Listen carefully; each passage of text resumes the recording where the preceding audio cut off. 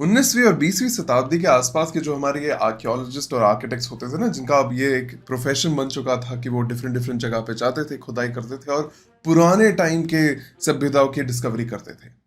तो इनके पास अब इतना एविडेंस बन चुका था कि इनको लगता था कि कोई भी चीज जो किसी एक पुरानी सभ्यता को बिलोंग करती है, वहां पे जरूर बहुत सारा खजाना छुपा है, बहुत सारे राज रहस्य छुपे हैं। और उस टाइम पीरियड पे सुपरस्टिशन वगैरह तो बहुत ज्यादा था, साइंस इतना ज्यादा आगे तक तो पहुंचा था नहीं। तो ये जो मिस्टिसिज्म है, ये जो भूत प्रेत की कहानी कि किस तरह अगर आप किसी मकबरे को खोलोगे तो आपको श्राप लग जाएगा, वगैरह वगैरह, ये सारी चीजें चलती थी। तो अब इसी कॉन्टेक्स्ट में जब उन्होंने पहली बार हड़प्पा की डिस्कवरी करी थी, उनको लगा था कि हड़प्पा जो है उस टाइम पीरियड में उन्होंने यही सोचा था कि ये जरूर मेसोपोटामिया सभ्यता के ही एक पार्ट रहा होगा। तो अब इनका ये एक्सपेक्टेशन भी नॉर्मल था कि उनको लगा कि जरूर हमको यहाँ पे भी पिरामिड जैसे कोई बड़ा स्ट्रक्चर मिलेगा, या एकदम सोने से सजे हुए मकबरे मिलेंगे, या टूम्स मिलेंगे। बट इनकी डिसअपॉइंटमेंट यहाँ पे थी कि जब उन्होंने सही में हड़प्पा और मोहनजोदारो के अंदर खुदाई करना शुरू किया, और ये मैं आपको कोट करके बता रहा हूँ प्रॉपर, उस टाइम पीरियड के जिन लोगों ने साइट में वर्क किया था उनकी बात है ये, कि उन्होंने कहा था कि हम डिसअपॉइंटेड हैं ये देखते हुए कि यहाँ पे मुझे ईंटों के सिवाय कुछ नहीं मिलता, मुझे सिर्फ ईंटें मिलती हैं। जहां भी देखूं, जिधर भी देखूं, सिर्फ ईंटें ईंटें ईंटें मिलती हैं। और इसीलिए वो बड़े ही डिसअपॉइंटेड थे हमारी इस हड़प्पा सभ्यता के डिस्कवरी को लेकर। बट यही तो हड़प्पा सभ्यता का सबसे बड़ा जीनियस था, ईंटें, mud bricks, baked mud bricks. ऐसी चीज जो हमको इस पूरे 10 लाख स्क्वायर किलोमीटर की सभ्यता में एक बड़े ही स्टैंडर्डाइज फॉर्मेट में हर छोटे बड़े सिटी के अंदर मिल जाती है। एंड उस टाइम पीरियड के लोगों के लिए शायद ये ईंटें इतनी बड़ी चीज नहीं होंगी, बट फॉर अस, हमारे लिए ये इमेजिन करना कि एक सभ्यता जिसके अंदर कम्युनिकेशन करना इतना इजी नहीं है, एक स्टैंडर्डाइज फॉर्मेट में घरों को बनाना, चाहे वो एक अमीर इंसान के लिए हो या एक गरीब इंसान के लिए हो, एक बहुत बड़ा अचीवमेंट था। अब हमारी पिछली वीडियो में हमने बात करी थी किस तरह सिटीज डेवलप हो रही थी, किस तरह टाउन्स एंड विलेजेस डेवलप हो रहे थे, और उसमें हमको कोई छोटे छोटे बहुत सारे क्लूज मिल गए थे आर्किटेक्चर के बारे में। बट आज की क्लास में हम बात करेंगे प्रॉपर आर्किटेक्चरल फीचर्स के बारे में, राइट? So let's begin.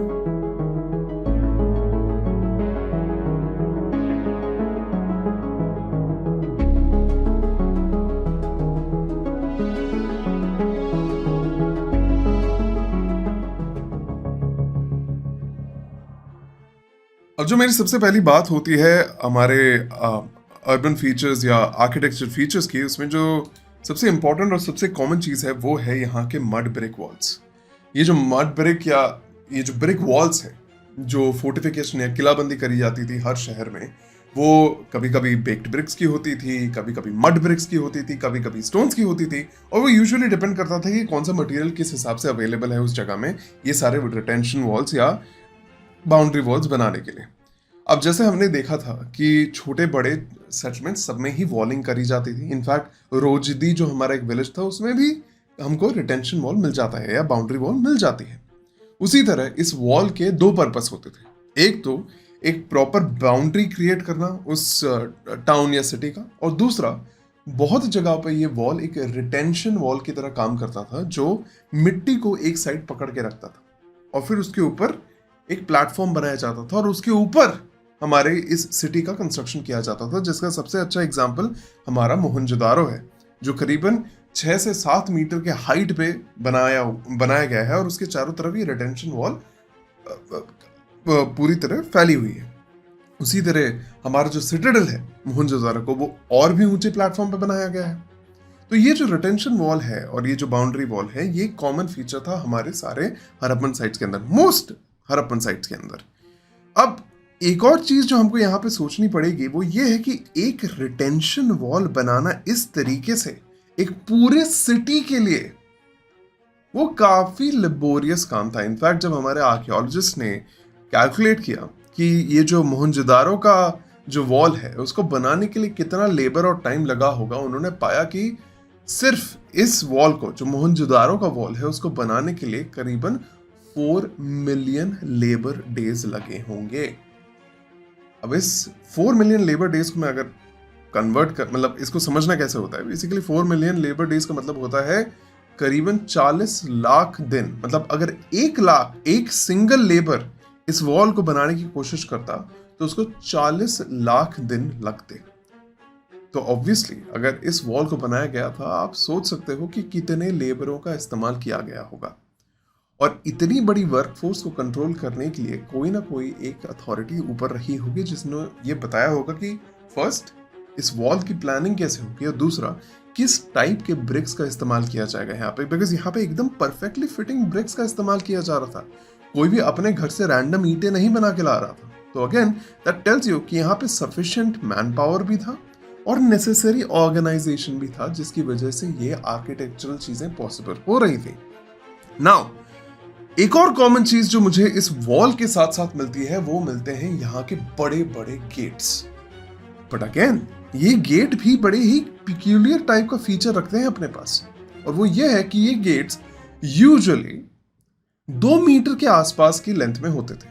कहीं कहीं ये 1.8 मीटर्स के हैं, कहीं कहीं ये 2.8 मीटर्स के हैं, बट 3 मीटर से ज्यादा के गेट्स मुझे नहीं मिलते।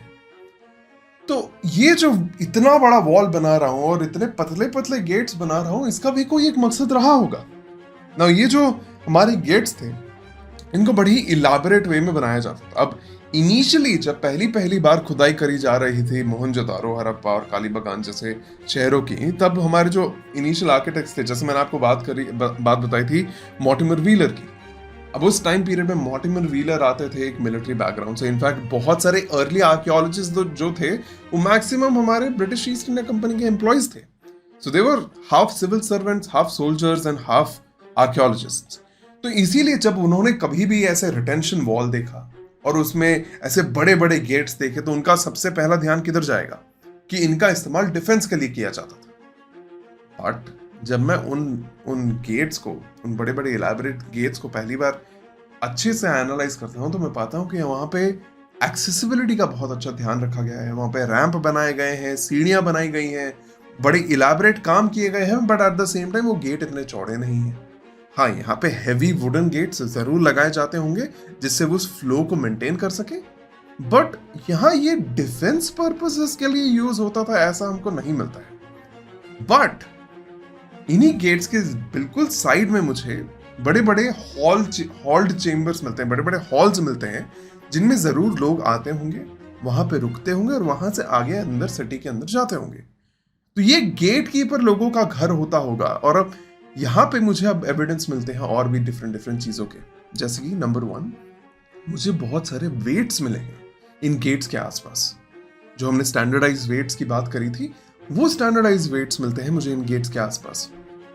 उसी तरह मुझे मिलते हैं बहुत सारे छोटे छोटे सील्स, जो सील्स ट्रेड या व्यापार के लिए इस्तेमाल होते थे वो। तो कहीं ना कहीं आप सोच सकते हो कि एक गेट का साइज इतना छोटा होना और उसके साइड में और उसके आसपास इतना बड़ा इलैबोरेट स्ट्रक्चर मिलना एक ही जगह को दर्शाता है, एक ही चीज को पॉइंट आउट कर रहा है। वो ये है कि वो नहीं चाहते थे यहाँ पे कोई भी चीज अनरेगुलेटेड वे में अंदर आए। देखो, अगर आप मोहनजोदारो की बात करोगे, मोहनजोदारो एक बड़े ही सेंट्रल लोकेशन में था।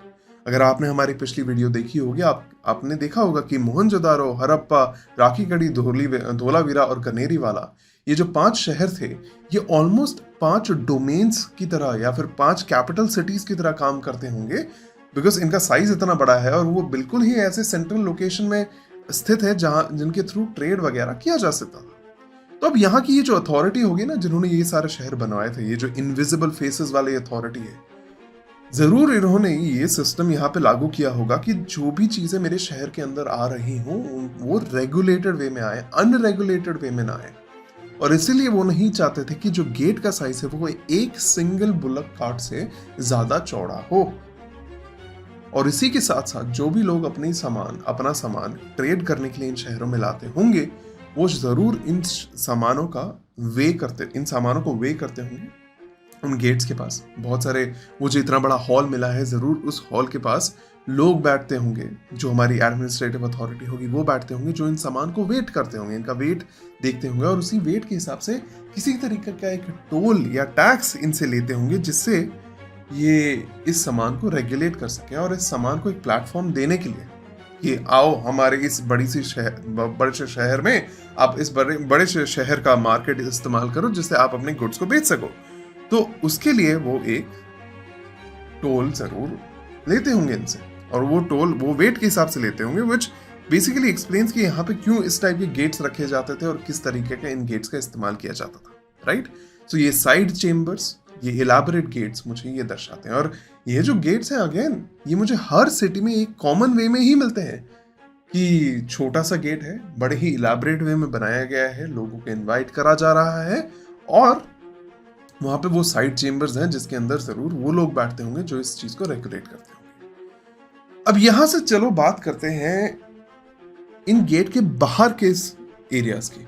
ये जो गेटेड कम्युनिटी है, जो मेरी ये जो वॉल्ट कम्युनिटी है, इनके बाहर के एरियाज कैसे होंगे। और जैसे मैंने आपको बताया था इससे पहले जब हम शहरों का डिस्कशन कर रहे थे, कि हमारे लिए ये अज्यूम करना कि वो जो वॉल्ड सिटी है, वो जो किलाबंदी करी गई है, उसी के अंदर सारे लोग रह रहे हैं, उसके बाहर कोई भी एक्टिविटी नहीं हो रही है, ये पॉसिबल नहीं था। बिकॉज अगर आप आज के शहरों को देखो, आज के किसी भी एक स्प्रॉलिंग एरिया को देखो, किसी भी मार्केट को देखो, इमेजिन एनी मार्केट, चाहे अगर आप दिल्ली में रहते हो तो आप अगर करोल बाग मार्केट को देखो, या आप सरोजनी मार्केट या लाजपत मार्केट को देखो, या फिर अगर आप कैलकाटा में रहते हो तो सॉल्ट लेक सिटी के आसपास के मार्केट्स को देखो, तो आप पाओगे कि जहां पे भी मार्केट आता है, वो मार्केट आता है किसी रेसिडेंशियल एरिया के पास जिससे ज्यादा से ज्यादा फुटफॉल आ सके। और जैसे जैसे वो मार्केट डेवलप होता रहता है, वैसे वैसे लोग किसी रैंडम जगह पे जाके अपनी दुकानें नहीं खोलते, वो इसी मार्केट में जाके अपनी दुकानों को खोलने की व्यवस्था करते हैं। क्यों? बिकॉज अगर कोई इंसान मार्केट में चीजें खरीदने के लिए आ रहा है तो आपके लिए, इवन तो यहाँ पे कंपटीशन होगा, बट यहाँ पे अपना मार्केट खोलना आपके लिए ज्यादा प्रॉफिटेबल है, बिकॉज ज्यादा लोग आ रहे हैं यहाँ पे। तो ये जो मोहनजोदारो शहर है, और इसी तरह जो हमारे बाकी शहर है, चाहे वो हड़प्पा हो, गनेरी वाला हो, बनावली हो, कालीबागान हो, ये जितने भी शहर और टाउन्स थे हमारे, ये बाकी लोगों को भी अट्रैक्ट करते होंगे। तो जब ये अट्रैक्ट करते होंगे, अब जरूरी नहीं है कि मैक्सिमम लोग यहाँ पे सेटल होने के लिए आ रहे हो, कुछ लोग टेम्पररी वे में अपने छोटे छोटे दुकान लगाने के लिए आते होंगे। पर ऐसा करते करते टाइम के साथ साथ ये जो वॉल्ड सिटी बनाई होगी वो भर जाती होगी, जरूर भरी होगी। या फिर अगर हो सकता है तो आपके लिए अफोर्ड करना शायद पॉसिबल नहीं होगा मोहनजोदारो की मेन सिटी के अंदर रहना, बट आपको यहाँ पे अपना दुकान खोलना है, आपको यहाँ पे अपना प्रॉफिट बनाना है, तो आप क्या करोगे? आप इस वॉल्ड सिटी के बाहर अपने सेटलमेंट करना शुरू करोगे। ये चीज बड़ी ही ऑर्गेनिकली डेवलप होती है। अगर आप दिल्ली का ही अगर मास्टर प्लान देखोगे तो आप पाओगे from the 1930s to 1980s to 2000s to अब 2023 दिल्ली का मास्टर प्लान अपने आप ही बढ़ता चला गया है, बिकॉज उसके साइड के एरियाज डेवलप होते चले गए। और ये जो सबर्ब्स होते हैं, ये जो बस्तियां होती हैं, ये कैसे आती हैं? ये सबर्बन प्लेसेस कैसे आते हैं? यूजुअली क्या होता है, यहाँ वो वर्कर्स रहते हैं जो अंदर रहना अफोर्ड कर नहीं सकते, बट उनका लाइवलीहुड या उनका जॉब उधर रहता है। And that was the case with Gurgaon and Noida in most cases. Gurgaon और नोएडा में भी लोग अपने बिजनेस के लिए आते थे और फिर वहां सेटल हो गए थे, right. And that's how it slowly starts becoming part of this huge Delhi narrative, है कि नहीं? तो वही चीज यहाँ पे भी होती थी। और ये जो सबर्बन्स थे, ये पहले हमको नहीं पता था, ये बड़ी ही रीसेंट डिस्कवरीज हैं, जहां पे हम पाते हैं कि मैक्सिमम शहरों के बाहर, ये जो वॉल्ड सिटीज हैं, उनके बाहर ही ऐसे बहुत सारी बस्तियां रहती थी। एक और चीज जो मुझे यहाँ पे मिलती है वो ये है कि इन वॉल्ड सिटीज के बाहर के एरियाज में भी बहुत हेवी इंडस्ट्रीज का इस्तेमाल किया जाता था, और यहाँ पे मैक्सिमम उन इंडस्ट्रीज को बिठाया जाता था जिनका बाई प्रोडक्ट्स इतना अच्छा नहीं होता है। फॉर एग्जाम्पल, ब्रिक मेकिंग के लिए जो बड़ी बड़ी भट्टियां लगाई जाती थी जिनसे बहुत ज्यादा धुआं निकल सकता था, उनको शहरों के बीच में नहीं रखा जाता था, उस वॉल्ड कॉम्प्लेक्स के अंदर नहीं रखा जाता था, उनको वॉल्ड कॉम्प्लेक्स से बाहर रखा जाता था। तो ये जो नॉक्शियस एलिमेंट्स हैं, इनको शहर से थोड़ा बाहर रखा जाता था। तो ये भी एक प्लानिंग का हिस्सा था। आप सोच सकते हो, इसको भी प्लानिंग वे में बनाया जा रहा है। अगर आप दिल्ली का गार्बेज डंप देखोगे तो दिल्ली का गार्बेज डंप दिल्ली के अंदर नहीं है। उसी तरह मैक्सिमम जो हेवी इंडस्ट्रियल फैक्ट्रीज हैं वो दिल्ली के सेंटर में नहीं है, वो दिल्ली के बाहर है, right. But it's in the edge of the city, और वही एज ऑफ द सिटी मुझे यहाँ पे सबर्बन्स में मिल जाती है। नाउ ये तो हो गई वॉल्ड सिटी के बाहर का हिस्सा। अब वॉल्ड सिटी के अंदर के हिस्से में क्या हो रहा था? अब पिछली क्लास में हमने देखा था कि किस तरह ये जो वॉल्ड सिटी के अंदर का हिस्सा है वो भी दो बड़े हिस्सों में डिवाइडेड होता है, एक अपर सिटी और एक लोअर सिटी। अब ये जो अपर सिटी है इसको बहुत बार सिटाडेल का नाम दिया जाता है, इवन दो इसका कोई सिटाडेल जो है एक मिलिट्री लोडेड टर्म है, बट यहाँ पे हमको ना ही कोई मिलिट्री एक्टिविटी मिलती है, बट हाँ सिटाडेल या अपर सिटी जो है उसमें बहुत सारी इंपॉर्टेंट एडमिनिस्ट्रेटिव बिल्डिंग्स मिल जाती है। बट ये भी कोई कॉमन पैटर्न नहीं था, ना ही मुझे अपर और लोअर टाउन का डिवीजन हर सिटी में मिलता है।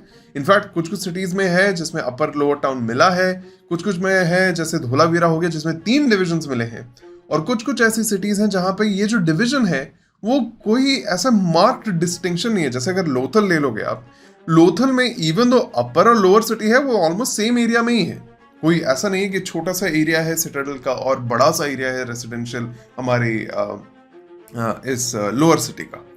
बट कुछ चीजें कॉमन है। फॉर एग्जाम्पल जो सिटाडेल या अपर सिटी का एरिया है यहाँ पे मुझे बहुत सारी पब्लिक नेचर की बिल्डिंग्स मिलती है। अब देखो वहां पे मुझे कोई लेबल तो मिला है नहीं कि ये बिल्डिंग पब्लिक है, ये बिल्डिंग रेसिडेंशियल है, बट अगर आप आर्किटेक्चर को कंपेयर करोगे तो एक डिफरेंस पता चल जाता है। जैसे मान लीजिए अगर आप हम मोहनजोदारो की बात करते हैं, मोहनजोदारो के अंदर मुझे ग्रेट बाथ मिलता है। अब ये जो ग्रेट बाथ का स्ट्रक्चर है बड़ा ही यूनिक सा स्ट्रक्चर है जहाँ पे बीच में एक बहुत बड़ा रिजर्वायर जैसा बनाया गया है, फिर उसके ऊपर स्टेप्स हैं और उसके साइड में रूम्स बनाए गए हैं। अब इसको हम ग्रेट बाथ एक रिचुअल सिग्निफिकेंस के हिसाब से देते हैं कि हो सकता है कि यहाँ पे पानी स्टोर किया जाता होगा और लोग यहाँ पे अपने हाथ पैर धोने आते होंगे, कोई शायद एक रिलीजियस्टिक इसका सिंबोलिज्म हुआ होगा। उसी तरह यहाँ पे मुझे कुछ वेयर हाउसेस मिल जाते हैं। अब यही वेयर हाउसेस मुझे हरप्पा में भी मिलते हैं। अब यहाँ पे एक और बिल्डिंग कॉम्प्लेक्स है जिसको हम बहुत बार एक लाइब्रेरी का नाम देते हैं बिकॉज वो एक बड़े पिलर्ड हॉल में था। तो मैं यही आपको दर्शाना चाह रहा हूँ कि यहाँ पे ये जो अपर सिटी है वो हर सिटी की अपर सिटी अपने में डिफरेंट अपर सिटी थी, कोई कॉमन चीज नहीं थी हर अपर सिटी के अंदर। किसी में मुझे बहुत सारे रेसिडेंशियल बिल्डिंग्स मिलती हैं, किसी में मुझे रेसिडेंशियल बिल्डिंग्स बहुत कम मिलती हैं। बट यहाँ पे एक चीज तो तय थी कि डेलिबरेटली जगह को ऊंचा बनाया जा रहा था और वहां पे इंपॉर्टेंट बिल्डिंग्स को डाला जा रहा था, जिसका मतलब एक डिस्टिंक्शन जरूर बनाया जा रहा था, चाहे वो सोशली हो या एडमिनिस्ट्रेटिवली हो। एक डिस्टिंक्शन ये लोग बनाना चाहते थे कि ये जो एरिया है ये अपर सिटी का एरिया है और ये जो एरिया है ये लोअर सिटी का एरिया है, राइट। सो ये डिस्टिंक्शन मुझे ऑलमोस्ट हर सिटी में मिल जाता है। नाउ यहाँ पे सिटाडेल के साथ साथ अगर मैं कंपैरिजन करूं यहाँ के बिल्डिंग्स की, तो बिल्डिंग्स भी यहाँ पे बहुत ही अमेजिंग वे में मुझे मिलती है। जो मैक्सिमम रेसिडेंशियल एरियाज है, मैक्सिमम जो रेसिडेंशियल पार्ट है वो सारा का सारा यूजुअली लोअर सिटीज में कॉन्सेंट्रेटेड था और जो पब्लिक बिल्डिंग्स थी वो अपर सिटी में कॉन्सेंट्रेटेड थी। अब ये जो लोअर सिटीज की भी बिल्डिंग्स जो है ना, ये एक रिपीटिंग पैटर्न्स में मिलती है। मतलब ऐसा नहीं है कि हर घर अलग है, नहीं, मुझे 5 से 6 पैटर्न्स हैं जिनके हिसाब से मुझे घर मिले हैं। चाहे वो जिस तरह आज के टाइम पीरियड पे 2 BHK, 3 BHK, 4 BHK हमको मिलता है, उसी तरह यहाँ पे भी एक पैटर्न चलता था। बट डिफरेंस यही है कि ये जो पैटर्न है ना, ये एक रिपीटेबल पैटर्न था एक ऐसे टाइम में जहाँ पे मतलब हमारे लिए ये सोचना कि 2600 BCE की एक सभ्यता इस तरह एक रिपीटेड पैटर्न में हमारे घरों को बना रही थी। सिर्फ यही नहीं, यहाँ पे ये जो आर्किटेक्चर था इन घरों का, इन रेसिडेंशियल यूनिट्स का, वो भी बड़ा ही थॉटफुली बनाया गया था। जैसे कि फॉर एग्जांपल जो बड़े घर थे, जो थोड़े से बड़े घर थे जिसमें 2 या 3 से ज्यादा कमरे थे, उनको एक कोर्टयार्ड पैटर्न में बनाया जाता था। मतलब बीच में, घरों के बीच में एक आंगन का एरिया होता था जो एक ओपन स्पेस होता था और जो रूम्स होते थे उसके अराउंड होते थे। अब ये जो कोर्टयार्ड सिस्टम है, ये एक ऐसा सिस्टम है जो आज भी फॉलो किया जाता है, स्पेशली इन एरिड रीजन्स में। जैसे अगर आप राजस्थान में स्थित मैक्सिमम घरों को देखोगे या अगर आप गुजरात के आसपास के स्थित घरों को देखोगे तो आपको ये कोर्टयार्ड सिस्टम मिल जाएगा। और ये कोर्टयार्ड सिस्टम एक बहुत ही बढ़िया सिस्टम था हीट को मिटिगेट करने के लिए, क्योंकि जो बीच का ओपन स्पेस एरिया होता था that would usually be an open space जहां पे जो गर्म हवाएं थी वो कैप्चर नहीं होती थी, and that would usually stay cool. जो घर जो रूम्स होते थे इसी के अराउंड होते थे, इनकी ओपनिंग्स बाहर की इस कोर्टयार्ड के तरफ होती थी। So again it was a very homely situation. Rooms अंदर की तरफ देख रहे हैं, जरूर यहाँ पे एक फैमिली में एक दो तीन से ज्यादा लोग रहते होंगे, तभी ये कोर्टयार्ड सिस्टम बनाया जा रहा है।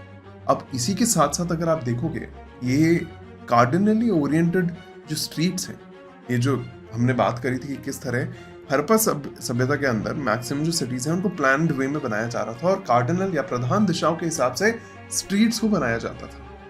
अब जब आप प्रधान दिशाओं के हिसाब से स्ट्रीट्स को बनाओगे तो आप बेसिकली क्या कर रहे हो, एक फनल बना रहे हो, एक लंबा रोड बना रहे हो जिसके थ्रू हवा जोर जोर से हमारी गर्म हवाएं, लू वाली हवाएं बहती होंगी। तो मैक्सिमम जो घर थे इस टाइम पीरियड पे, वो इस साइड पे ओपनिंग्स देते ही नहीं थे, वो रोड साइड पे ओपनिंग्स नहीं रखते थे। तो जो ओपनिंग्स होती थी वो इससे थोड़ी मेन एंट्रेंस से थोड़ी स्क्यूड होती थी। इनफैक्ट मुझे बहुत सारे जो डोर्स या एंट्रेंसेस मिले हैं, वो एंट्रेंस डायरेक्ट रूम के अंदर नहीं दिखती थी या डायरेक्ट आंगन के अंदर नहीं दिखती थी। वो एंट्रेंस एक ब्लॉक्ड वे में अंदर जाके आपको मुड़ना पड़ता था, जिससे क्या है, डायरेक्ट विजन भी आपको नहीं मिलता है रोड से घर के अंदर और डायरेक्ट हवा भी नहीं घुसती है। So it takes care of privacy as well as of warm air. गर्म हवा भी नहीं घुसती और प्राइवेसी भी नहीं टूटती।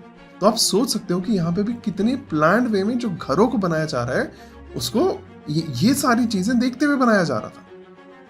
अब यहाँ पे हमारे दिमाग में एक चीज आती है कि क्या यहाँ के लोग, बिकॉज मैक्सिमम हमको जो फोटोज वगैरह या एविडेंसेस जो मुझे मिलती हैं इस हड़प्पा सभ्यता और इनके घरों की, उनमें हमको एक एब्सेंस ऑफ कलर मिलता है, राइट? हमको सिर्फ ईंटें ईंटें दिखती हैं। बट जिस हिसाब से इन लोगों ने अपने आप को सजाना शुरू किया था, जिसके बारे में हम बात करेंगे when we start talking about the society and culture, तो आप पाओगे कि यहाँ के लोगों को अपने कपड़ों के ऊपर और अपने ज्वेलरीज के ऊपर बहुत ज्यादा ध्यान था। तो उसी के हिसाब से हम इतना गेस कर सकते हैं कि यहाँ के जो घर थे वो बड़े ही कलरफुल घर होते होंगे, मस्ट बी वेरी कलरफुल, जिसके ऊपर कलरफुल प्लास्टर्स या पेंटेड डिजाइन का इस्तेमाल किया जाता होगा। उसी तरह जो डोर स्टेप्स थे या डोर्स थे, उनके ऊपर भी बहुत ही बढ़िया एलैबोरेट नक्काशियां जरूर करी जाती होंगी। बट वो यही है कि अब हमको because of the time period वो चीजें नहीं मिल पाती हैं, राइट?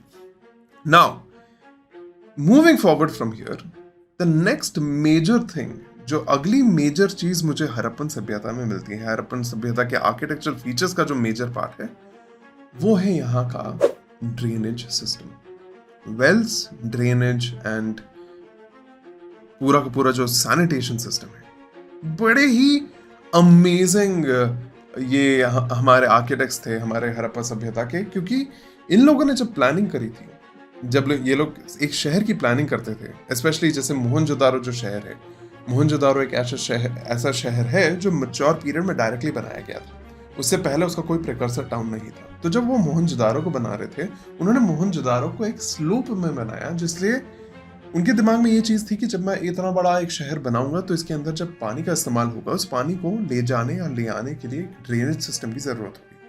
तो ड्रेनेज सिस्टम को सबसे अच्छे वे में करना तभी पॉसिबल होता है जब आप उसको ग्रेविटी के साथ करते हो, है कि नहीं? आपको पानी को पंप करने की कोई जरूरत नहीं, अब यहाँ पे इलेक्ट्रिसिटी तो है नहीं। तो इन्होंने इसी ग्रेडियंट का इस्तेमाल करते हुए मैक्स जो पूरी की पूरी वॉल्ड सिटी है उसको बनाया था उन्होंने 2 सेंटीमीटर 1 to 2 सेंटीमीटर पर मीटर के ग्रेडियंट पे। मतलब हर एक मीटर के डिस्टेंस पे जो स्लोप है वो 1 से 2 सेंटीमीटर झुकता जाता था। ये था मेरा पूरे के पूरे साइट का स्लोप। उसी तरह जो घर थे, इंडिविजुअल घरों के बाहर ड्रेन्स बहती थी और ये कवर्ड ड्रेन्स थी। ये आज भी मुझे मिली है प्रॉपर कवर्ड ड्रेन्स, इनको कवर किया जाता था।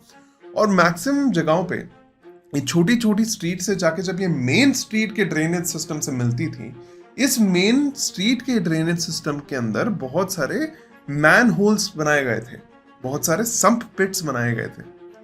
और ये जो सम्प पिट्स थे, इनको बनाने का कारण यही था कि मान लीजिए जब पानी जब बह रहा है, पानी के साथ साथ बहुत सारी मिट्टी और सिल्ट बहती होगी और भी बहुत सारी चीजें बहती होगी, बहुत सारा कूड़ा कचड़ा। अब इस टाइम पीरियड में most of it would be organic, बहुत सारे पेड़ पौधे या लेफ्ट ओवर फूड, ये सारी चीजें मेरी ड्रेन के थ्रू बह रही हैं। तो ये सम पिट्स जो बनाई जाती थी, इनका काम यही होता था कि कोई भी कूड़ा कचरा जो है वो आके इनके यहाँ पे गिर जाएगा, इन पिट्स के अंदर गिर जाएगा, और जो पानी है, जो लिक्विड वेस्ट है, वो बहते हुए चला जाएगा, जिससे पानी का फ्लो बंद रहा हो। तो इसका मतलब यह है कि किसी ना किसी टाइम पे ये जो मेरी पिट्स हैं वो भरने लगेंगे, और जब ये भरने लगेंगे, जहां जहां पे ये पिट्स बनाए गए थे उनके ऊपर ये मैन होल बनाए गए थे, जो आज भी हमारे रोड के ऊपर जो मैन होल, गोल गोल मैन होल कवर्स मिलते हैं, उनका भी सेम काम होता है कि इन कवर्स को आप निकाल के इन सम पिट्स को आप एम्प्टी कर सकते हो। तो इसका मतलब क्या है कि यहाँ पे एक proper organised municipal corporation system है, जहां पे रेगुलरली इन चीजों को मेंटेन करा जाता होगा, जहां पे लोग ड्रेनेज सिस्टम को रेगुलरली मेंटेन करते होंगे। अब मैं यहाँ पे ये नहीं बोलूंगा कि ये पूरा का पूरा सिस्टम एकदम फ्लॉलेसली चलता था, सब लोग अपने काम करते थे, बिकॉज मुझे एविडेंसेस मिले हैं कि कभी कभी ये ड्रेन्स ओवरफ्लो हो जाते थे, कभी कभी ये ब्लॉक हो जाते थे, कहीं कहीं सम पिट्स में मुझे बहुत ज्यादा सिल्टिंग मिली है, बट वो मिलती है मुझे towards the end of the mature period. तो मैं एटलीस्ट ये कह सकता हूं कि मैच्योर पीरियड के दौरान, इस टाइम पीरियड पे मैक्सिमम जगहों में एक ऑर्गेनाइज्ड म्यूनिसिपल कॉर्पोरेशन होता होगा जो ये सारी चीजें क्लीन करती होंगी। Isn't that amazing to think कि हमारी आज से 4,500 साल पुरानी सभ्यता इन सारी चीजों को अचीव कर चुकी थी, जो आज का सिस्टम जो मुझे आज के टाइम पीरियड में मिलता है। अब इसी तरह अगर मैं घरों के अंदर देखता हूं तो मैं पाता हूं बहुत सारे शहरों के अंदर, रूम्स के अंदर, मतलब उनके घरों के अंदर वॉशरूम्स मुझे मिलते हैं या बाथरूम्स मुझे मिलते हैं जिनके ऊपर प्रॉपर बेक्ड ब्रिक्स की टाइलिंग करी जाती थी। सो दैट इज ऑल्सो अमेजिंग कि लोग यहाँ पे अपने सैनिटेशन का ध्यान रखते थे। उसी तरह मैंने आपको बताया कि जिस तरह मुझे यहाँ पे कोर्टयार्ड सिस्टम मिलता है, वहीं उसी तरह मुझे बहुत सारे घरों के अंदर, जो थोड़े बड़े घर थे, उनके अंदर मुझे स्टोरेज सिस्टम्स या स्टोरेज यूनिट्स भी मिल जाते हैं, जिसके अंदर वो लोग अपना खाना स्टोर करते होंगे। Now you have to understand, during this time period, इस टाइम पीरियड में मेरे पास कोई करेंसी नहीं है, कोई मनी नहीं है, कोई प्रॉपर फिएट मनी या सर्कुलेशन का पैसा नहीं है। तो यहाँ पे जो खाना होता होगा वो एक बार्टर सिस्टम के एक्सचेंज के थ्रू इस्तेमाल करा जाता होगा। तो खाना in fact ended up acting as money, है कि नहीं? खाना हमारा गुड्स ऑफ एक्सचेंज था। तो इसीलिए इन लोगों के मैक्सिमम घरों के आसपास इस तरीके के स्टोरेज यूनिट्स होते थे, चाहे वो घर के अंदर हो या घर की बाउंड्री के अंदर हो या घर के बाउंड्री के आसपास हो, but there were storage units. Now another peculiar feature जो मुझे मोहनजोदारो के अंदर मिलता है वो है द प्रेजेंस ऑफ वेल्स, कुएं, जो इससे पहली क्लास में हमने ऑलरेडी बात करी थी कि किस तरह हर 3 में से 1 घर के अंदर मुझे कुएं मिले हैं। उसी तरह बहुत सारे पब्लिक कुएं मिले हैं जो मोहनजोदारो के पूरे शहर के अंदर फैले हुए हैं। और यहाँ पे मैंने आपको बताया था इतने सारे कुएं होना यही दर्शा रहा होगा कि यहाँ पे बहुत सारे बाहर से लोग आते होंगे जिनकी प्यास मिटाने के लिए इन कुओं को बनाया गया था। दे वर पब्लिक वाटर प्लेसेस। जैसे आज भी दिल्ली में आपको स्पेशली मंदिरों के बाहर बहुत सारे पहले मटके रखे होते थे और अब proper water filtered water systems लगाए जाते हैं। क्यों? Because those are for people who are thirsty, people who are coming. तो यहाँ पे इन लोगों ने हॉस्पिटैलिटी का भी ध्यान रखा हुआ था कि बाहर से लोग आ रहे हैं, ट्रेडिंग के लिए आ रहे हैं, तो अगर इनको कहीं बैठना है या फिर इनको खाना पानी देना है तो उनके लिए एक जगह होनी चाहिए।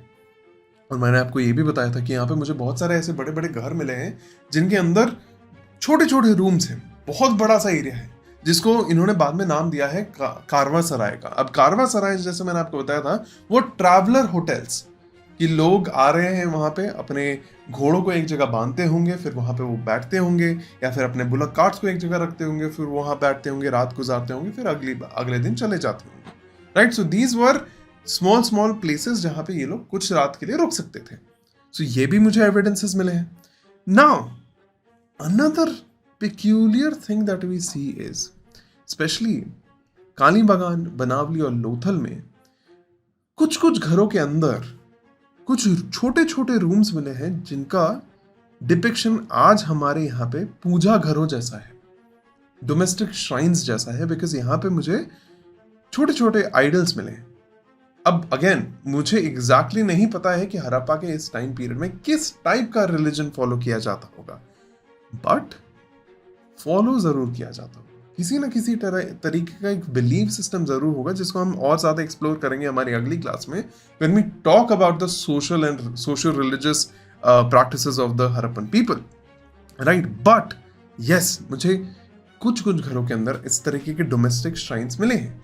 अब उसी तरह कुछ कुछ घरों के अंदर मुझे छोटी आगों की भट्टियां मिली, जिनको हर्थ या स्मॉल फायर प्लेसेस या हर्थ के हिसाब से आप देख सकते हो। इन सम केसेस मुझे वहां पे ये छोटे छोटे फायर पिट्स मिले हैं। बट ताज्जुब की बात यही है कि हमारा बिलीफ सिस्टम यही है, हमारा जो आर्कियोलॉजिकल एविडेंसेस मिले हैं उसके थ्रू हमने यही पाया है कि मैक्सिमम घर जो थे, इनके ऊपर जो छतें लगाई जाती थी वो वुडन या स्ट्रॉज की छतें होती थी। तो घरों के अंदर एक फायर पिट का होना और आपकी छत या आपके आसपास का एरिया में वुड या ऑर्गेनिक मटेरियल यूज करना बड़ा ही एक प्रॉब्लमैटिक कॉम्बिनेशन था। और इनफैक्ट मुझे बहुत सारे एविडेंसेस मिले हैं हाउस फायर्स के हड़प्पन सभ्यता के अंदर, बहुत सारी सिटीज के अंदर, कि कहीं ना कहीं आग लग जाती थी, किसी ना किसी तरीके से आग लग जाती थी। तो अगेन देखो, ये सारी की सारी हमारी प्रिलिमिनरी खोज है, अभी भी खोज चल रही है। हड़प्पा बहुत बड़ा साइट है और मैंने आपको बताया था इन सारी जगहों पे खोज करना इतना इजी नहीं है, बिकॉज अगेन लोग यहाँ पे अभी भी रहते हैं, सो इट्स डिफिकल्ट। बट मुझे एविडेंसेस मिले हैं कि घरों के अंदर बहुत जगहों पे ऐसे छोटे छोटे फायर प्लेसेस बनाए जाते थे जिनका इस्तेमाल खाना वगैरह बनाने के लिए होता होगा, बिकॉज उन्हीं फायर प्लेसेस के आसपास हमें एनिमल बोन्स मिले हैं, हमको ग्रेन्स मिले हैं जो यही दर्शा रहे हैं। अच्छा, बहुत सारे घर ऐसे भी थे जिनके अपर फ्लोर्स में व्हिच इज अनदर थिंग कि हड़प्पा के अंदर जो घर मुझे मिलते हैं, मुझे एविडेंसेस मिला है कहीं कहीं पे यहाँ पे 2 स्टोरी या 3 स्टोरी हाउसेस भी हो सकते थे, जिनके अंदर डिफरेंट स्टोरीज ऑफ हाउसेस होंगे। और ये यही दर्शा रहा है कि कुछ लोगों के पास इतना सारा संसाधन था जो इतने बड़े बड़े इलाबोरेट घर बना पाते थे, और उसी तरह कुछ लोग थे जो छोटे ही घरों में रहते थे। बट अगेन, ये रेसिडेंशियल एरिया जो था, मेरा लोअर सिटी का एरिया जो था, उसके अंदर मुझे कोई डिस्टिंक्शन नहीं मिलता है कि बड़े घर सारे एक जगह पे हैं, छोटे घर सारे एक जगह पे हैं। इनफैक्ट अगर मैं आपको ये मोहनजोदारो का मैप दिखाऊं तो यहाँ पे अगर आप केयरफुली देखोगे, जूम इन करके देखो, आप पाओगे कि छोटे घर बड़े घर एक साथ ही एग्जिस्ट कर रहे हैं, एक ही स्ट्रीट पे एग्जिस्ट कर रहे हैं। तो इवन दो एक इकोनॉमिक डिस्टिंक्शन है कि नहीं, एक मॉनेटरी डिस्टिंक्शन है लोगों के बीच में कि मेरे पास ज्यादा पैसा है, मेरे पास ज्यादा संसाधन है, तुम्हारे पास कम है, बट इसकी वजह से कोई भेदभाव या कोई डिस्क्रिमिनेशन अभी आता हुआ मुझे नहीं दिख रहा है, राइट? मुझे नहीं दिख रहा है। जो मुझे ड्रेनेज की फैसिलिटीज नॉर्मल लोगों के लिए मिल रही थी, मुझे वही ड्रेनेज फैसिलिटीज जो उनके पास बहुत ज्यादा पैसा है उनके लिए भी मिल रही है। इनफैक्ट पूरे रेसिडेंशियल एरिया में, चाहे छोटा घर हो बड़ा घर हो, उसके पास प्रॉपर प्लेटफॉर्म में बनाए गए, बेक्ड ब्रिक्स के साथ बनाए गए, प्रॉपर ड्रेनेज के साथ बनाए गए घर मुझे मिल जाते हैं। तो एक तरीके की इक्वालिटी है जो मुझे मेसोपोटामिया सभ्यता में नहीं मिलती है। मेसोपोटामिया सभ्यता में बड़ा ही क्लियर डिस्टिंक्शन था उन अपर क्लास वाले लोगों का और लोअर क्लास वाले लोगों का, जो मुझे हड़प्पा में इतना ज्यादा नहीं मिल पाता है। एक और चीज जो मुझे यहाँ पे मिलती है, जो एक क्वेश्चन बहुत सारे आर्कियोलॉजिस्ट्स के दिमाग में था, वो ये था कि अगर कुछ घर ऐसे हैं जिनके अंदर मुझे फायर प्लेसेस नहीं मिले हैं, तो वो लोग खाना कहाँ बनाते होंगे? और उसका आंसर मिला है मुझे by the use of portable hearths. Portable hearth यानी कि वो जो आग जलाने का एरिया होगा, वो एक तसले की तरह एक जगह से दूसरी जगह लेके जाते होंगे। अब उस टाइम पीरियड में अभी भी यहाँ पे इतना ज्यादा मेटल का इस्तेमाल नहीं किया जा रहा है, बट फायर पॉट्स या बड़े बड़े भट्टियां जो टूटे हुए मटके से या एक सेमी सर्कुलर मटके से का इस्तेमाल करते हुए बनाया जाता होगा, शायद उसका इस्तेमाल वो करते होंगे एक पोर्टेबल गैस स्टोव की तरह, एक तसले की तरह, जिसके ऊपर ये लोग आग लगा सकते हैं, राइट? नाउ ये जो घर थे, यहाँ पे मैक्सिमम घरों का जो फ्लोरिंग होता था वो अच्छे से मिट्टी को दबा दबा के, उसको टैप करके, बीट करके बनाया जाता था, जिससे वो जो फ्लोरिंग हो वो पूरी तरह समतल बनाई जा सके, पूरी तरह अच्छे से सपाट बनाई जा सके। और इसके ऊपर मुझे कभी कभी टेराकोटा के बेक्ड टाइल्स भी मिले हैं, चाहे वो रेक्टेंगुलर हो, ट्रायंगुलर हो, बट मुझे ये मिलते हैं जो मुझे दर्शा रहे हैं कि ये लोग एक aesthetically pleasing sort of houses में रहना चाहते थे।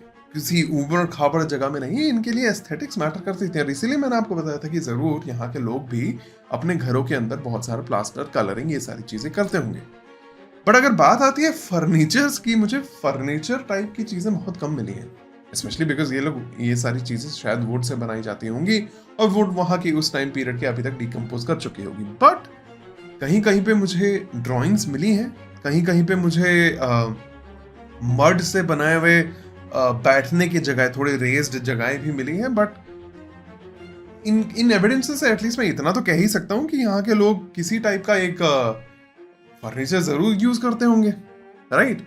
Now this is also the time period जहाँ पे लोग अगर अच्छे अच्छे कपड़े पहन पा रहे हैं, अगर बड़े बड़े घर बना पा रहे हैं, तो मेरे लिए ये सोचना डिफिकल्ट नहीं होगा कि ये लोग लग्जरी के बारे में जानते थे, राइट? दे वर पीपल जो बहुत सारे डिफरेंट डिफरेंट दूर दराज के इलाकों से लग्जरी आइटम्स, ज्वेलरीज को मंगवाते थे, पहनते थे। तो अगर ये इस वे में रहते थे तो ऐसा तो नहीं होगा कि ये नॉर्मल फ्लोर के ऊपर सोते होंगे, है कि नहीं? यूज योर इमेजिनेशन, क्या होता होगा? शायद स्ट्रॉज का या किसी तरीके की मैट्स बनाए जाते होंगे जिनके ऊपर किसी टाइप का कपड़ा बिछाया जाता होगा और उससे ये लोग बेडिंग्स या फर्नीचर बनाते होंगे। बिकॉज अगेन, अगर इनके पास वो संसाधन है तो यूज क्यों नहीं होगा उन चीजों का, right? So now moving forward, अब मैं अगर उस घर से थोड़ा और बाहर की तरफ आऊं और स्ट्रीट्स के ऊपर चलूं, हमारे गलियों के अंदर चलूं, तो मैं पाता हूं कि वन, ऑब्वियसली ये प्रधान दिशाओं के हिसाब से प्रॉपरली डिवाइडेड स्ट्रीट्स हैं और इन स्ट्रीट्स को बड़े ही प्रिसाइज वे में लेआउट करा जाता था। तो ऐसा नहीं था कि मेरा ये एक स्ट्रीट चल रहा है और अचानक से एक घर बाहर की तरफ आ गया और उसने स्ट्रीट के अंदर ऑक्यूपाई कर लिया। तो विच टेल्स यू व्हाट, कि कहीं ना कहीं यहाँ की जो अथॉरिटी थी इन स्ट्रीट्स को एज अ पब्लिक प्रॉपर्टी इस्तेमाल करती थी, राइट? अगर आज भी देखोगे, जिस भी शहर में आप रह रहे हो, चाहे आप किसी भी विलेज में जाओ, ऐसा तो नहीं हो सकता है ना कि आपने अचानक से स्ट्रीट के बीच में घर बनाना शुरू कर दिया, लोग आपको घर बनाने देंगे। Why? Because it's a public space, right? और इस पब्लिक स्पेस को एक एडमिनिस्ट्रेटिव अथॉरिटी कंट्रोल करती थी।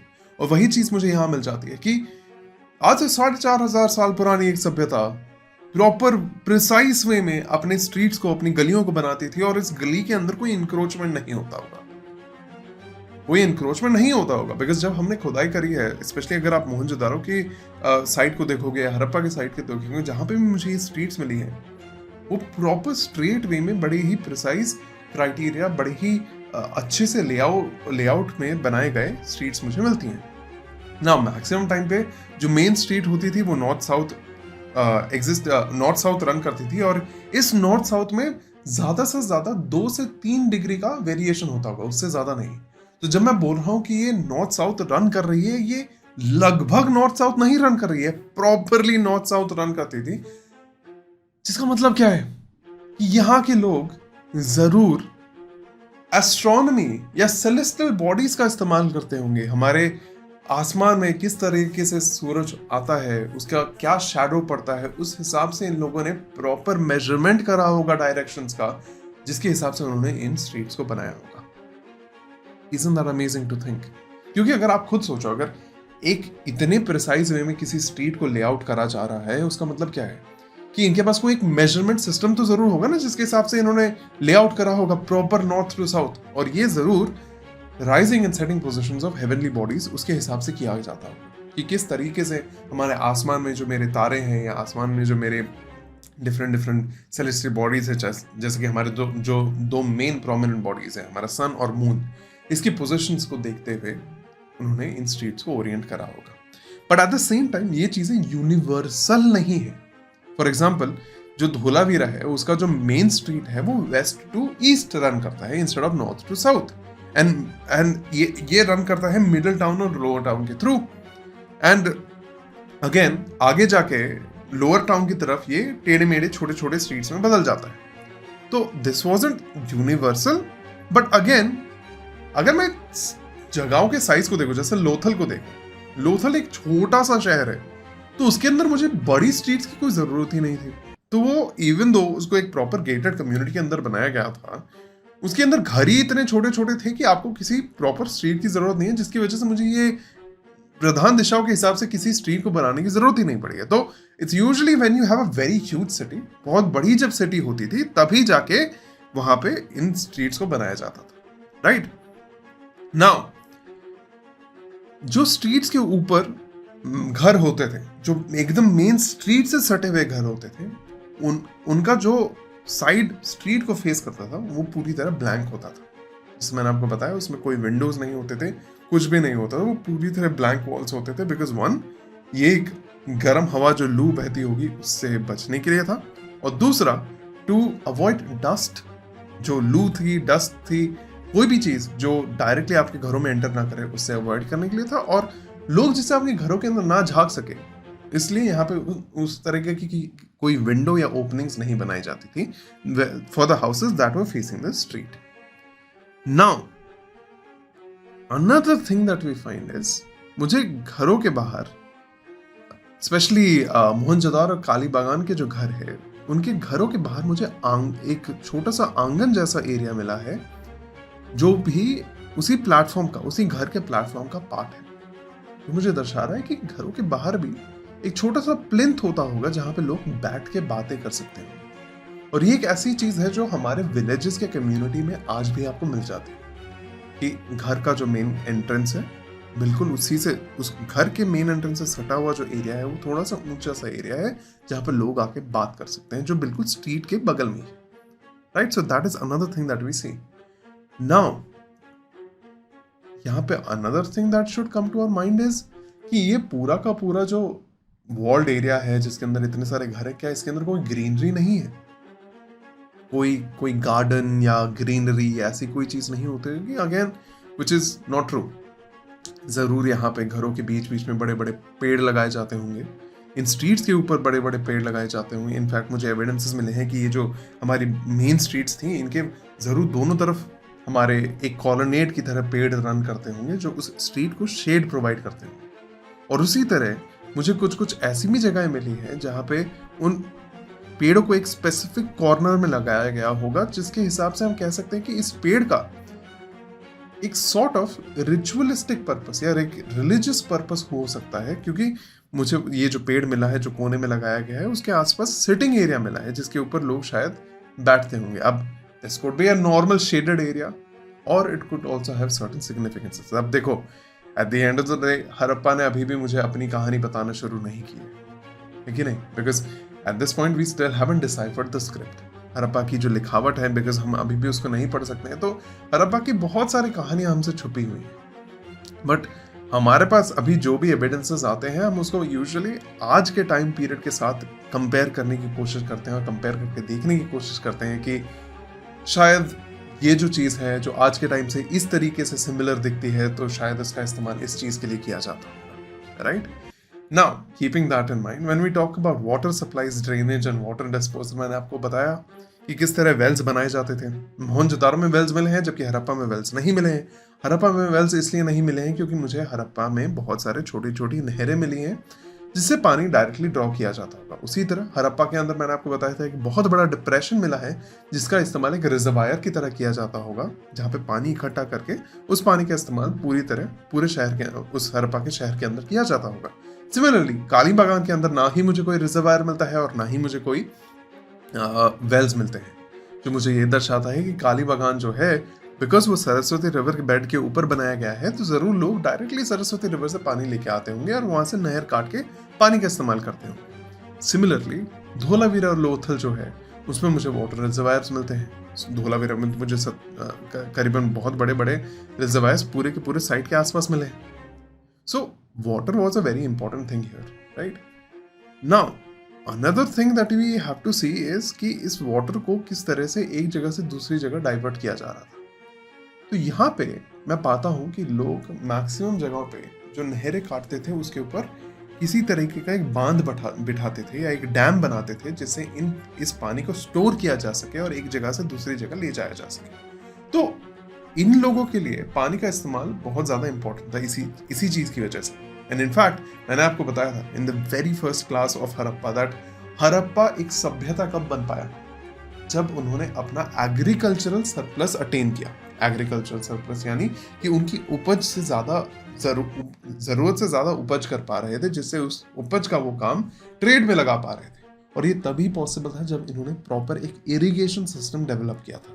और वो इरिगेशन सिस्टम, वो सिंचाई का सिस्टम आता है इस तरीके से, जब वो इस तरह के छोटे छोटे बांध बनाने लगते हैं नहरों के पास और एक बड़ा सा रिजर्वायर बनाते हैं जिससे वो पानी को जब भी चाहे वो ड्रॉ कर सके, right? So that becomes one another very big thing. उसी तरह मैं पाता हूं कि मैक्सिमम जगह पे यहाँ पे there is a peculiar system in the bathroom. जैसे कि हड़प्पा के अंदर मुझे ऑलमोस्ट हर घरों के अंदर लैट्रिन्स या टॉयलेट्स मिले हैं जिसके अंदर पिट्स बनाए गए हैं फॉर यूजेज।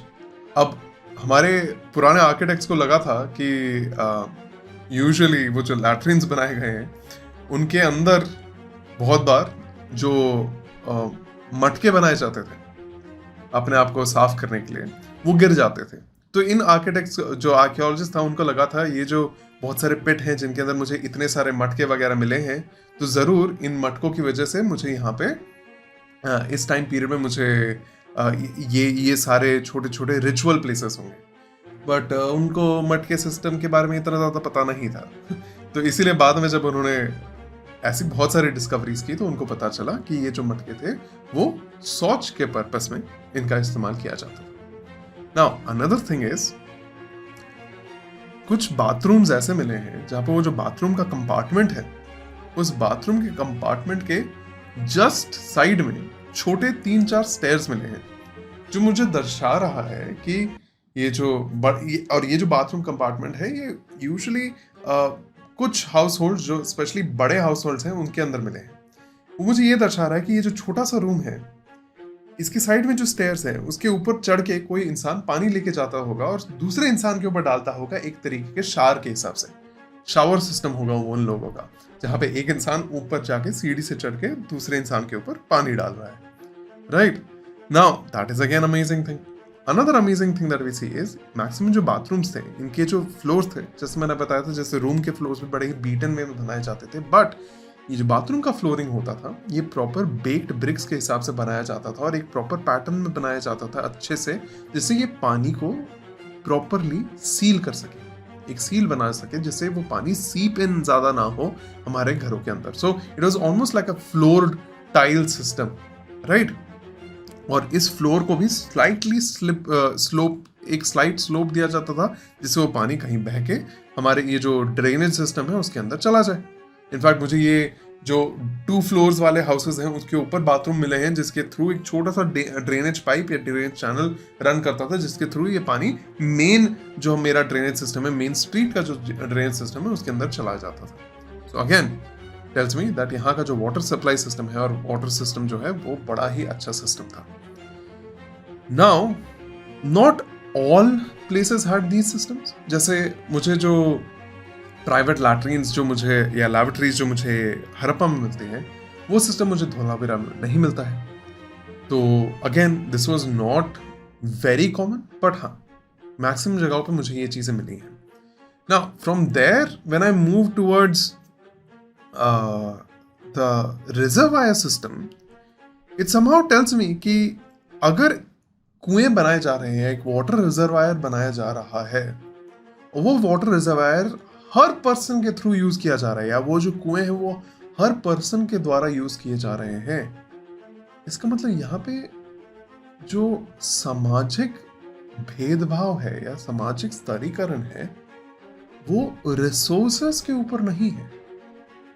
मैंने आपको बताया था कि ड्रेनेज सिस्टम मुझे हर घर के अंदर मिला है, चाहे वो छोटा घर हो या बड़ा घर हो। जो पब्लिक वेल्स हैं वो सबको सर्व करती थी, जो पब्लिक कुएं हैं वो सबको सर्व कर रही हैं। तो अगेन यहाँ पे कोई सोशल डिस्क्रिमिनेशन मुझे नहीं मिल पा रहा है, इवन दो लोगों के बीच में डिफरेंसेस हैं, बट कोई सोशल डिस्टिंक्शन नहीं है लोगों के बीच में, which is an amazing thing to think about. जैसे इसी चीज को हम इलैबोरेट करेंगे हमारी अगली क्लास में, जहां पे हम देखेंगे कि लोग ज्वेलरी, डिफरेंट टाइप की ज्वेलरी, डिफरेंट टाइप की क्लोथिंग्स का इस्तेमाल कर रहे हैं, बट फिर भी जो जिनके पास कम पैसा है वो कौड़ी और शेल्स के बनाए हुए ज्वेलरी इस्तेमाल कर रहे हैं, जबकि जिनके पास ज्यादा पैसा है वो प्रेशियस मेटल्स, जेड, गोल्ड, इन सारी चीजों का इस्तेमाल कर रहे हैं। तो मतलब एक आर्थिक स्तरीकरण जरूर है, एक इकोनॉमिक डिस्टिंक्शन जरूर है, बट इसकी वजह से उभरता हुआ सोशल डिस्क्रिमिनेशन मुझे यहाँ पे नहीं मिल रहा है। And then the last thing that I will talk about in our architectural features, हमारे इस आर्किटेक्चरल फीचर का जो सबसे आखिरी चीज होगा वो होगा हमारा इंडस्ट्रियल एक्टिविटी। ये किस टाइप की इंडस्ट्रियल एक्टिविटीज करी जाती होंगी। तो मैंने आपको बताया कि मैक्सिमम जगहों पे जो ब्रिक्स या ब्रिक के जो भट्टियां होंगी वो यूजुअली हमारे शहर के बाहर की साइड होती थी, बिकॉज वहां से बहुत ज्यादा धुआं आता था, तो वो लोग नहीं चाहते वो सेंट्रल एरिया में हो। बट सेंट्रल एरिया में हमारी बहुत सारी छोटी छोटी इंडस्ट्रियल एक्टिविटीज के हमको फैक्ट्रीज मिल जाती हैं, जैसे बैंगल मेकिंग, कावड़ी शेल से बनाए गए tool making, stone tool making, हमको ब्रॉन्ज का इस्तेमाल मिल जाता है यहाँ पे, छोटे छोटे मेटल या कॉपर का इस्तेमाल मुझे मिल जाता है यहाँ पे। उसी तरह मुझे मिलता है the usages of different type of processing materials, like wood processing हो गया, या फिर टेराकोटा से ही बनाए गए बहुत सारे डिफरेंट फिगरीन्स हो गए। और ये सारी चीज़ों के लिए मुझे स्पेसिफिक घर मिलते हैं, और इन घरों की फ्लोरिंग भी हमको उसी तरह मिलती है। इनफैक्ट कुछ घर मिले हैं जिसके घरों के अंदर भट्टियां हैं, बड़ी बड़ी भट्टियां हैं, और उन बड़ी बड़ी भट्टियों के लिए उन्होंने क्या किया, फ्लोरिंग में भी बहुत ज्यादा लेयर्स ऑफ ईंटें डाली हैं जिससे वो फ्लोरिंग खराब ना हो, which is again telling you कि यहाँ पे प्रॉपर एक सिस्टमैटिक वे में सारी चीजें बनाई जा रही हैं। मतलब ये जो घर बनाया जा रहा है जिसका इस्तेमाल फैक्ट्री के हिसाब से होगा, इसको पहले यही सोचा गया है कि इसको फैक्ट्री के इस्तेमाल के हिसाब से किया जाएगा, इसीलिए उस घर को उस तरीके से कंस्ट्रक्ट किया गया है। ऐसा नहीं है कि कोई भी रैंडम घर मिला और उसके अंदर उन्होंने काम करना शुरू कर दिया, नहीं। So again that tells you कि यहाँ पे प्रॉपर प्लानिंग के साथ करी जा रही थी सारी की सारी चीजें। एंड यहाँ पे अगर आपने हमारा वो बीड मेकिंग का एग्जाम्पल नहीं देखा है तो वो जरूर देख लेना, बिकॉज यहाँ के लोग इतने अच्छे कारीगर बन चुके थे कि वो करीबन एक 0.5 मिलीमीटर साइज का बीड बना पा रहे थे, जिसके अंदर करीबन छोटे छोटे बाल के साइज के छेद होते थे, जिससे उस बीड को अच्छे से बनाया जा सके। और ये फैक्ट्री क्वांटिटी में प्रोड्यूस किए जाने वाले बीड्स थे, और ये यूजुअली हैंडमेड होते थे। तो अगेन दैट शोज यू कि ये जो हड़प्पन सभ्यता है, वो चाहे ट्रेड हो या चाहे वो व्यापार, हमारा जो कंस्ट्रक्शन हो, आर्किटेक्चर हो या एग्रीकल्चर हो, इन सारी चीजों में एक सिस्टमैटिकली आगे बढ़ रहा था, एक सिस्टमैटिक वे में आगे बढ़ रहा था।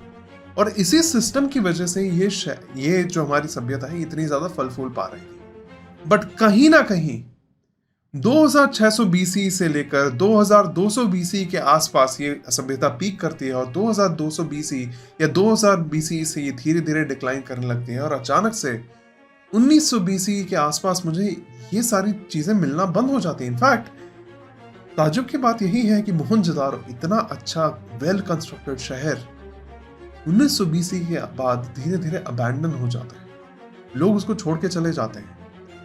एंड आगे आने वाले जो हमारे सब जो छोटी छोटी कॉलोनीज यहाँ पे आके बैठना शुरू करती हैं इस हड़प्पा सिविलाइजेशन के जाने के बाद, हम पाते हैं कि ये जो लोग थे, ये जो लोकल लोग जो इस डिक्लाइन के बाद आते हैं, वो हड़प्पा सभ्यता के में मिलने वाले जितने भी घर थे या जितने भी बड़े बड़े एरियाज थे, उनको एज अ डंप इस्तेमाल करते थे।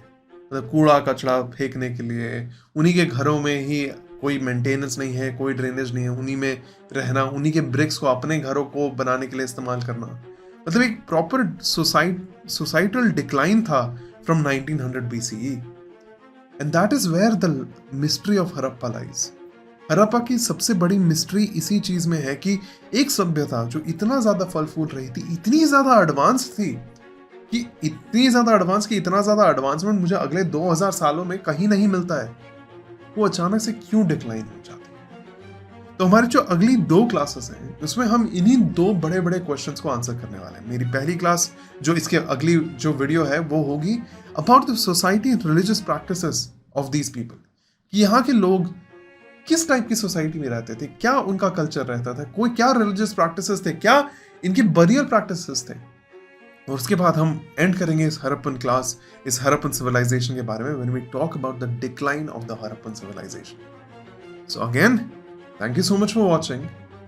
माय नेम इज अर्नपति, यू आर वॉचिंग अर्नप टीचर्स, एंड अगर आपको कोई भी डाउट है regarding this video or any other video, make sure you put it down in the comment section below and you come watch these classes live. And if you have to contact me, you have my email ID right there in the description, as well as the Telegram channel जहाँ पे मुझे आपको ये जितनी भी classes हैं उनका मेरे से बनाए हुए हैंड रिटन नोट्स आपको मिल जाएंगे. So make sure you go ahead and join the Telegram channel as well. And I will see you in the next video. Thank you so much for watching. If you love the video, go ahead and press the like button. And if you want to see more, go ahead and subscribe to the channel. And I'll see you in the next video. Bye.